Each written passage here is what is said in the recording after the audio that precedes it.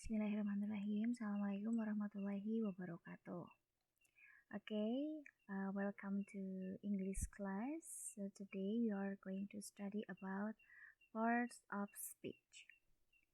Jadi hari ini kita akan belajar tentang yang namanya parts of speech. Kita mulai dengan pengertiannya.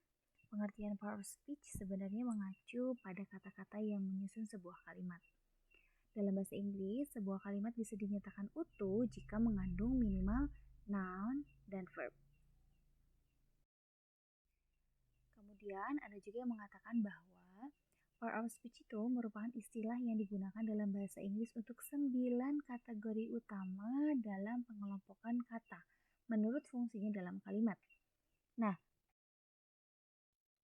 Bu Farah akan menerangkan 4 macam dulu ya, jadi tidak 9 tetapi 4 macam part of speech. Nah, yang pertama ada noun atau kata benda, yang kedua ada verb atau kata kerja, yang ketiga ada adjektif, kata sifat, yang keempat ada adverb atau kata keterangan.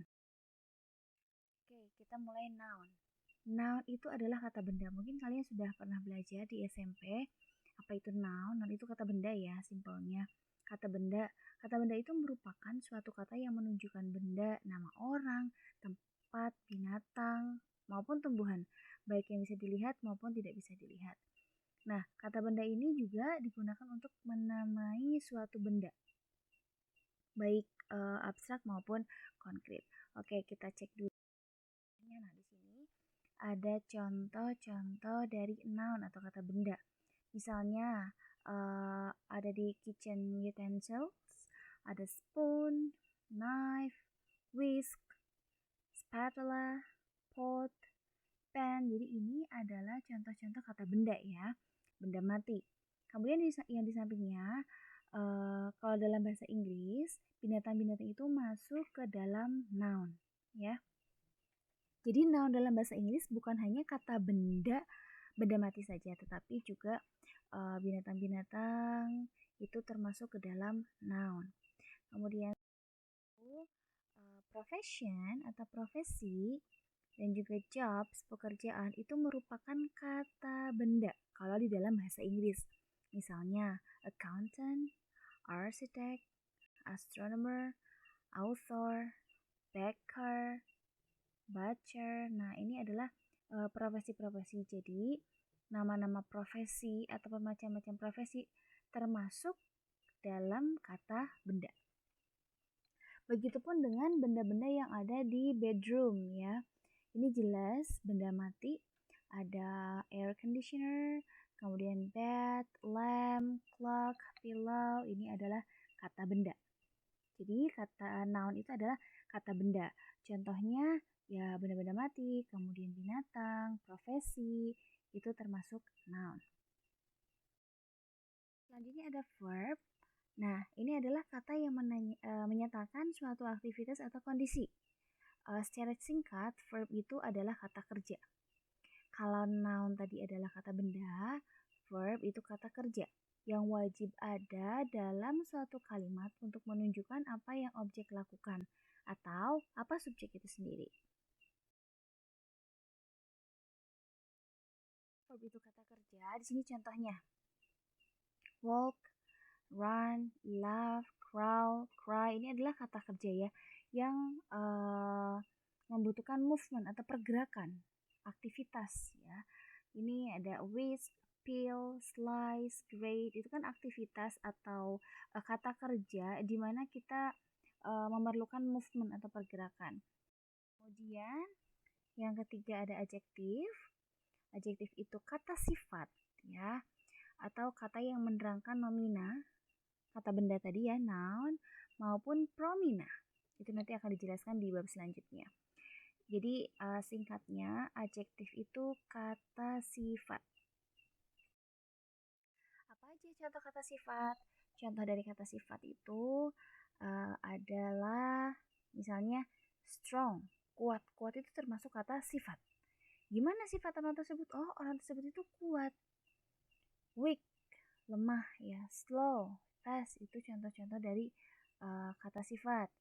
Kemudian Dalam bahasa Inggris, kinds of color, jadi nama-nama warna atau macam-macam warna itu termasuk ke dalam kata sifat. Jadi sifat balon tersebut apa? Oh, berwarna yellow atau green. Jadi nama-nama warna itu termasuk ke dalam kata sifat ya.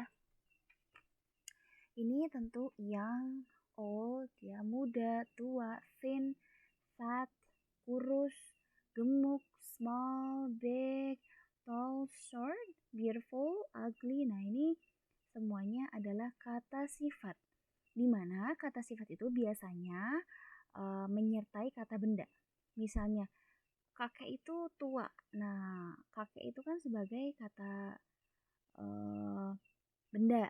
Nah, tua itu termasuk kata sifat. Jadi kata sifat biasanya mendampingi atau menyertai kata benda. Yang terakhir ada adverb atau singkatnya adalah kata keterangan.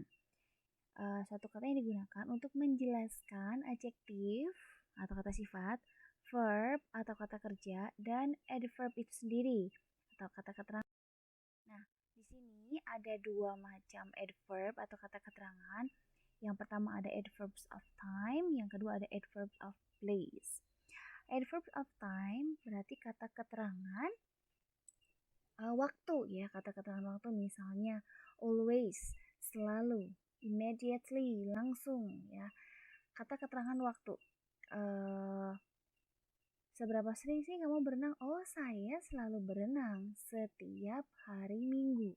Nah, kata selalu itu termasuk kata keterangan yang menerangkan waktu ya. Terus juga misalnya ada kata today, hari ini, tomorrow, besok, tonight, yesterday. Ini adalah contoh-contoh kata keterangan di mana biasanya kata keterangan itu terletak di akhir sebuah kalimat. Nah, kemudian di sini juga ada adverbs of place, kata keterangan tempat. Misalnya behind, di belakang, far, away, above, di atas, under, di bawah. Jadi ini kata keterangan benda. Apakah kamu melihat kucingku? Oh iya, dia ada di bawah meja. Oh, berarti di bawah itu termasuk kata keterangan. Keterangan apa? Kata keterangan tempat ya.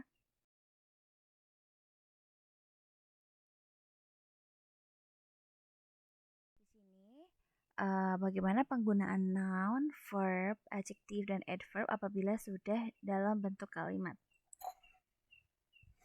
Nah, di sini kalimat pertama yaitu Julia is smart. She always reads many books in a day. Nah, smart di sini termasuk adjektif ya atau kata sifat. Kemudian reads, membaca. Membaca itu termasuk kata kerja karena melakukan aktivitas. Aktivitas apa? Aktivitas membaca.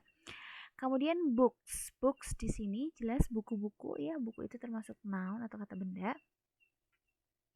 Yang kedua, kalimat yang kedua, snake, crocodile, and fox are wild animal.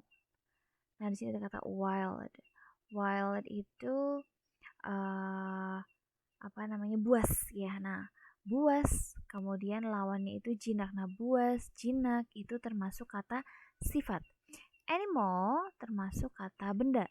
Sesuai dengan yang dijelaskan di awal bahwa kata benda itu bisa berupa benda mati, kemudian hewan, kemudian profesi ya, itu termasuk kata benda.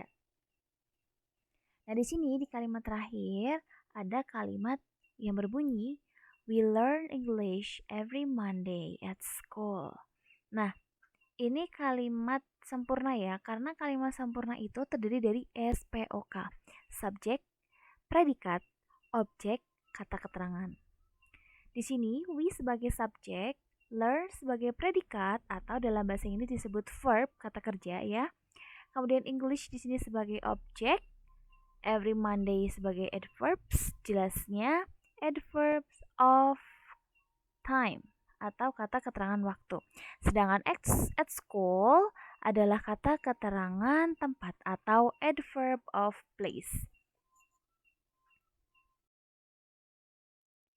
Oke, itulah materi tentang part of speech.